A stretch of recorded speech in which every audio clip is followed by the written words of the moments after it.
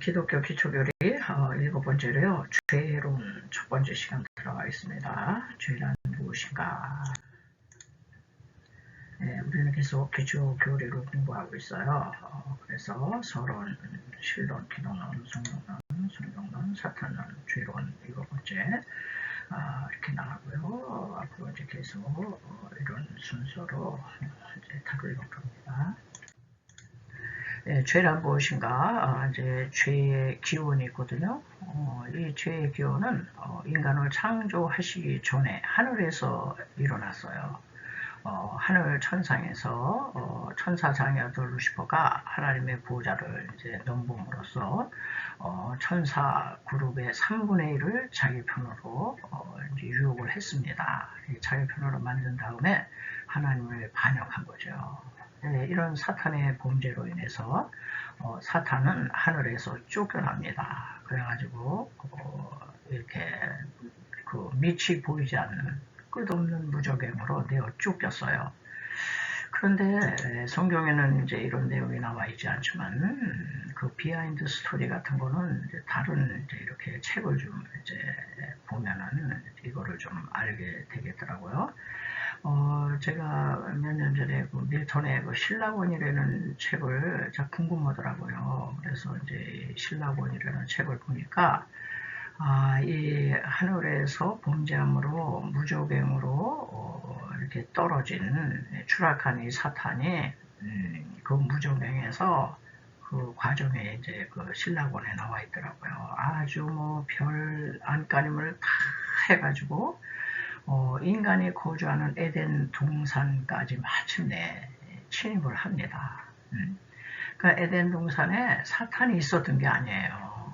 사탄은 하나님의 저주를 받아가지고 무저갱 속으로 떨어졌는데 이게 그만 사탄은 낮은 곳은 아주 끔찍이 싫어해요. 어떻게든지 올라가려고 그래가지고 오르고 또 오르고 또 오르고 또 올라서 인간이 사는 에덴 동산까지 마침내 침입하는 에덴 동산에 도착하는 그런 게 이 책에 이렇게 써 있더라고요.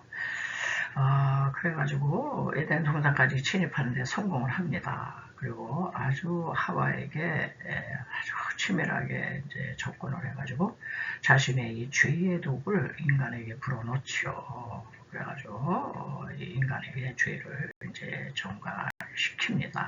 이게 죄의 이제 기원이 되겠어요. 자.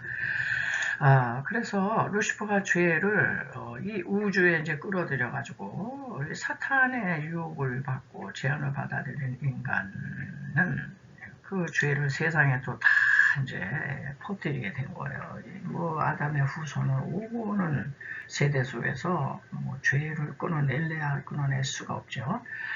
자, 그래가지고 인간은 뭐가 죄냐? 하나님의 뜻과 목적에서 벗어났어요. 하마르티아. 관역을 벗어났어요. 그래가지고 독립하려고 시도했어요. 하나님과 같이 되는 거야. 이 독을 마셨기 때문에 하나님 자리를 언제든지 넘보고 자기가 하나님 노릇하려고 그래요. 우리 모두가 다 자기가 왕이잖아, 자기가. 그래가지고 사탄은 인간의 마음 가운데 일단은 하나님을 밀어내니까 하나님의 권위를 무시하는 그런 죄를 범했어요. 이게 다 죄죠.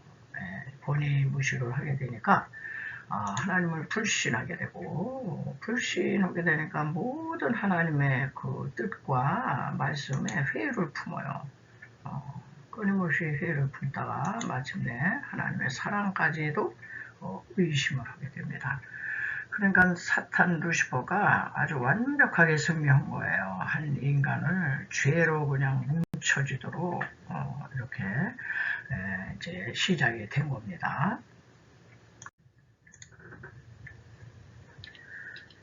그러면 죄의 본질이란 뭐냐? 죄라는 것을 이제 소극적, 적극적 나누면요. 소극적인 거는 하나님을 기쁘시게 해드리지 못하는 것. 이것도 죄라는 거예요. 소극적 죄고 적극적인 죄는 하나님의 법을 거역하는 거죠. 로마서 8장 7절에 보시면은 육신의 생각은 하나님과 원수가 되나니 이는 하나님의 법에 불복지 아니할 뿐 아니라 할 수가 없습니다. 요한일서 3장 4절. 죄를 짓는 자마다 불법을 행하나니 죄는 불법이라. 이 죄는 아담의 불순종으로부터 비롯되었으며 온 인류는 아담의 불순종과 부패의 성향을 물려받아 죄를 향해 적극성을 소유하고 있다. 예. 그 결과 모든 인간은 죄의 결과로운 고통과 질병과 죽음, 불안, 공고, 초조, 두려움 이런 거를 이 땅에서 맛보게 되었다. 예. 이 죄가 이렇게 무서운 거잖아요. 자, 죄의 본질에서 이제 몇 가지 살펴보겠는데요. 죄는 절대성을 갖는다. 즉 선과 악에는 회색지대가 없다는 거예요. 그래서 모든 인간은 하나님의 뜻 아니면 사탄의 계책을 따라야만 하는 존재다. 중간이 없어요. 중간. 하나님이냐 하나님의 뜻이냐 사탄의 뜻이냐 이제 그거죠.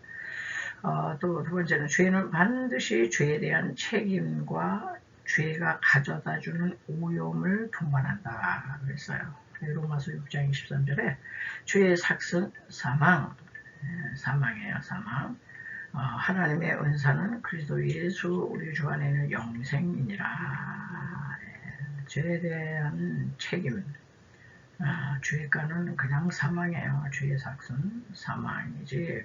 죄를 이 세상에서도 죄를 주면 좀 약한 죄는 벌금형, 감옥형, 무기징역, 종신형, 사형 그러지만은 우리 하나님은 죄의 삭은 그냥 지옥형이에요. 지옥형 사망이다. 자, 또 죄는 인간의 전 인격에 자리해서 그의 모든 삶에 영향을 끼친다. 전 인격에 다 영향을 끼쳐요. 잠언서 4장 23절에 무릇 지킬 만한 것보다 더욱 내 마음을 지켜라. 생명의 근원이 이에서 남이니라. 우리 마음으로 죄 짓잖아요. 다 마음에서 발생하잖아요. 예레미야도 17장 9절에서 만물보다 거제되고 심히 부패한 것은 마음이라 누가 너희를 알려마는 우리나라의 속담에 그렇잖아요. 10길 물속은 알아도 한 길 사람의 마음속을 모른다. 무슨 생각을 하고 있는지 알 수가 없는 거예요. 죄란 무엇인가? 죄의 보편성. 죄의 보편성에 대한 얘기인데요. 역사가 증거를 하고 있어요. 역사의 증거. 아담 이후 약 400억 인구가 사는 동안 약 3분의 1이 다른 사람에 의해 목숨을 잃었다고 한다. 그게 돌에 맞아 죽고 교살당하고 총살, 가스, 폭탄, 화형, 산채로 매장, 교수용, 익사 등. 오늘날은 이런 거 아니더라도 교통사고로 비행기 사고로 배가 가라앉아서 별별 사고가 이제 많죠. 다 이렇게 역사가 증거를 하고 있어요. 왜 이렇게 죽어요? 죄의 삭시라 그랬잖아. 사망이 죽고 또 양심의 증거가 있는데 하나님의 인간의 마음판에 새겨놓으신 죄의 측정판이라고 할 수 있다. 우리 양심에 이게 양심 모습이잖아요. 죄를 지으면 아주 양심이 괴롭죠. 그러므로 죄를 지으면 양심이 괴로워서 그냥 못 견뎌서 가로앉아다 자살하는 거 봐요. 자살. 아유, 내가 무죄한 우리 선생님을 내가 원 30냥에 팔고, 아이고, 무죄한 저분을 팔고, 내가 사람이 아니다. 그 죄의 문제를 자기가 해결했잖아요. 죽어버리자, 자살. 그래서 이제 양심이 말을 하죠. 아무도 본 사람도 없는데 우리의 양심은 자꾸 고발을 하는 거야. 죄를 지면. 그게 하나님의 인간의 마음판에 새겨놓으신 죄의 측정판이 양심이다. 이렇게 얘기를 하고요. 또 이제 성경의 증거가 열왕기상 8장 46절에 범죄치 아니하는 사람이 없사오니 의인은 없나니 하나도 없고 아무리 선한 사람이라도 죄 안 짓는 사람 없어요. 자, 그리고 이제 우리 자녀들이 또 증거예요. 우리 자녀들은 어떤 부모가 죄를 가리킵니까? 죄를 가리키는 부모가 없어요. 그럼에도 불구하고 자꾸 자라면서 죄를 배우지도 않았는데 이미 악한 것을 알아요. 원죄의 뿌리가 있어가지고 아주 아기 때 응애응애되고 이럴 때는 죄가 없는 것 같아. 아기들 눈망울도 그렇고. 그런데 사실 아담의 그 원죄의 뿌리가 속에 있어요. 그게 그 아기들이 어릴 때는 봉우리만 있어. 아직 죄가 이렇게 활짝 꼽히질 않았어요. 이게 성장하면서 인간의 죄가 줄기가 피고 꽃이 피고 열매를 맺고 막 이러지, 어린 아기들한테는 지금 죄가 지금 봉우리만 져 있는 거예요. 그러니까 아주 순진하고 이쁘죠. 예. 자, 죄란 무엇인가? 죄에 대한 이 결과가 그럼 어떻게 나타났냐? 사탄에게 온 결과, 죄를 줬잖아요. 에덴 동산에서. 자, 에덴 동산에서 죄를 짓기 전에 천상에서 하늘에서의 부르의 위치를 상실합니다. 상실하죠. 천사창이었는데 땅으로 내어 쫓기면서 타락한 융으로 전락해요. 공중 권세를 딱 차지하고 장차는 불못에 영원히 던져질 운명에 처했어요. 사탄은 하늘을 빼앗겼어요. 그룹의 위치 거기서 떨어졌습니다. 인간에게 온 결과, 인간은 어떠냐? 인간이 죄의 문을 열자마자 육체적인 죽음과 영적인 죽음이 왔다. 영적인 죽음이 먼저 왔죠. 육신은 930년간 살았어요. 그러니까 구원받지 못한 영혼들은 하나님과 영원히 분리되어 불못에 들어간 그럴 운명이죠. 이거를 성경은 둘째 사망이다. 이렇게. 모든 인간이 다 죽잖아요. 100년 안에 왔다 갔다 살아봤자 100년 못 살아요. 그러나서 죽어야 돼요. 인간에게 온 결과가, 죄의 결과가 죽음이에요. 죽음. 그리고 자연에게 온 결과는 뭐냐? 인간의 낙원인 에덴 동산이 광야로 변했어요. 그래서 장미에 가시가 돋고 순하던 호랑이는 맹수로 변하고, 이렇게 자연이 인간을 거부하고 괴롭히고 자연재앙 그러잖아. 자연재앙. 폭우, 폭풍, 폭염, 그냥 지진, 해일, 태풍, 허리케인, 토네이도 이렇게 해가지고 이 자연이 인간에게 호의적이 아니다. 그래서 주님이 오시기까지는 이런 저주가 계속 될 것이다. 이게 죄의 결과물로 온 거예요. 이게 다. 네, 죄란 무엇인가? 이 죄의 전가가 있거든요. 죄의 전가는 이제 대표성의 원리라고 그래요. 대표성의 원리를 하나님이 적용을 하세요. 그래서 아담의 죄는 자신에게만 아니라 오늘까지 모든 60억 모든 인류에게 그의 후손들에게 영향력을 행사한다. 즉 아담이 범죄한 것은 자신뿐만 아니라 그의 후손을 대표하는 것이다. 아담이 대표예요. 아담의 죄를 불러드렸잖아요. 그래서 죄라고 하는 이 한자어를 자세히 보면요, 여기 위에 뭐라고 써있냐면은 그 너흑사자 사방, 사방, 요 사방에서 밑에 이게 아니비자거든요. 아니비자. 그러니까 사방에서 이건 아니야, 이건 아니지. 그러면 그게 죄되는 거예요. 사람들이 그렇잖아요. 너도 나도 이거는 아니다. 동쪽에서도 아니야. 서쪽에서도 아니야. 이건 아니야. 북쪽이 서쪽이 사방팔방에서 이제 이건 아니다 라고 하는 게 이제 한자어 죄가 된 거예요. 죄.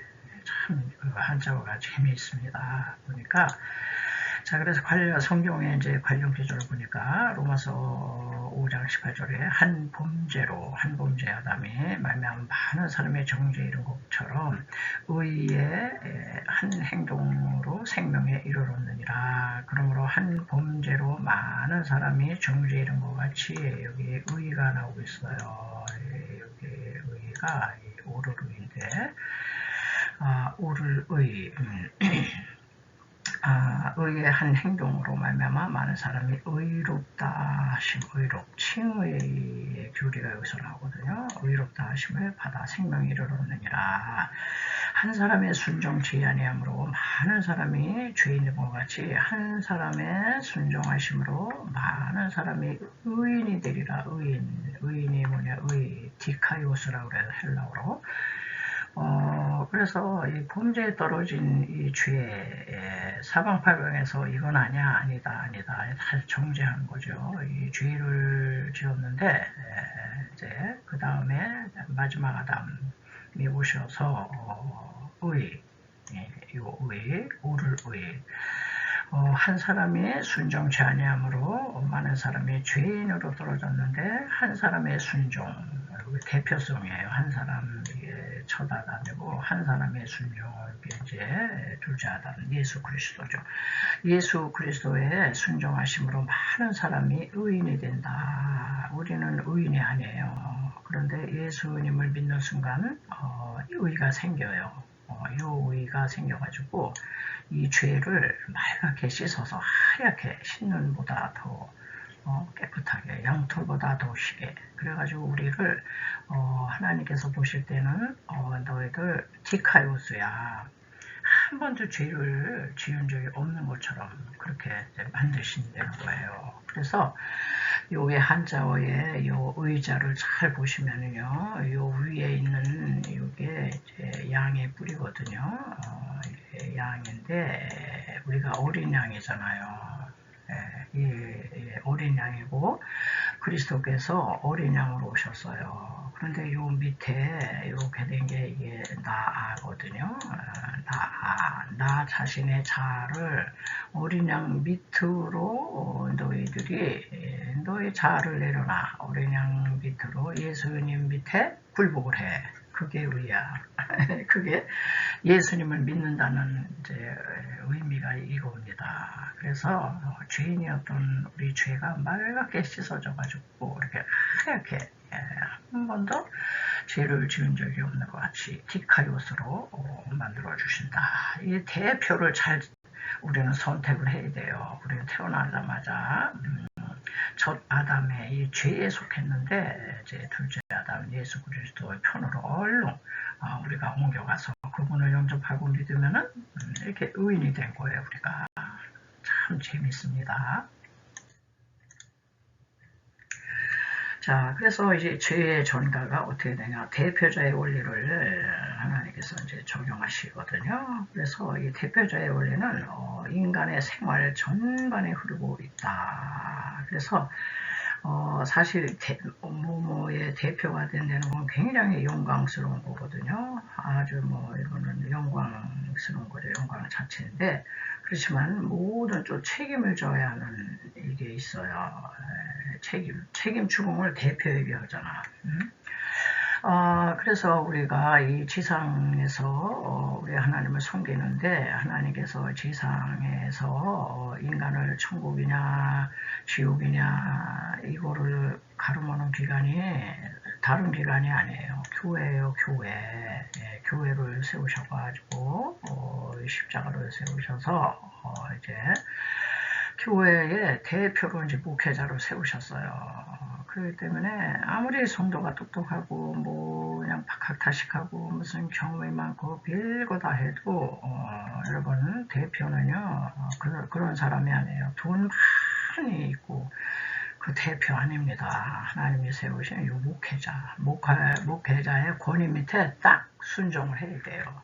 그 어린 양 밑에 한자와 나를 딱 내려놓듯이 목회자의 권위 밑에 딱 내려놓으셔야 돼요. 그러면 책임은 누가 지냐? 목회자가 지는 거지 아무개 장로, 아무개 집사, 아무개 성도가 개개인으로 지는 게 아닙니다. 이 교회의 대표는 목회자다. 그래서 목회자의 권위를 인정하는 것이 하나님의 그를 세우신 하나님의 권위를 인정하는 거라 축복이 오는 거죠. 근데 목회자를 자꾸 거역하고 반발하고 그냥 비난하고 이럴 거면은 그를 세운 하나님의 권위를 무시하는 거기 때문에 이제 복을 차는 거예요. 그리고 이제 한 가정에서도 대표가 있어요. 대표가 누구예요? 남편이죠. 남편, 가장, 세대주. 그래서 여자가, 와이프가 아무리 똑똑하고 잘나도요, 하나님 그 가정에 대해서 책임은 남편에게 물으세요. 근데 이제 엄마 아빠가 이혼하고 다 얼로 사라지고 이제 이 소년 소녀들이 가장이 될 수가 있어요.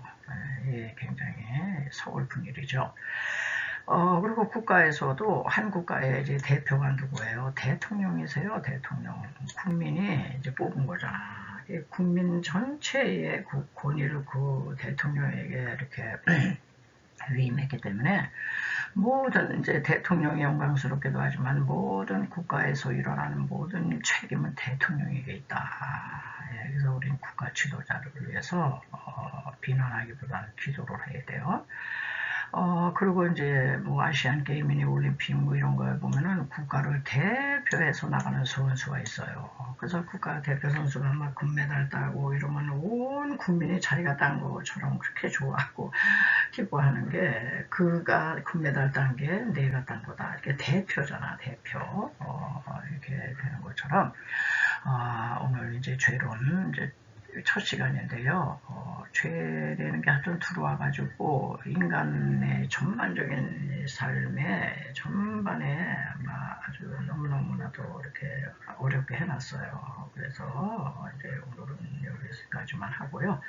다음 주부터 이제 또 죄에 대한 어떤 종류, 뭐 저의 죄의 뭐 성질 이런 거에 대해서 또 한번 살펴보겠습니다.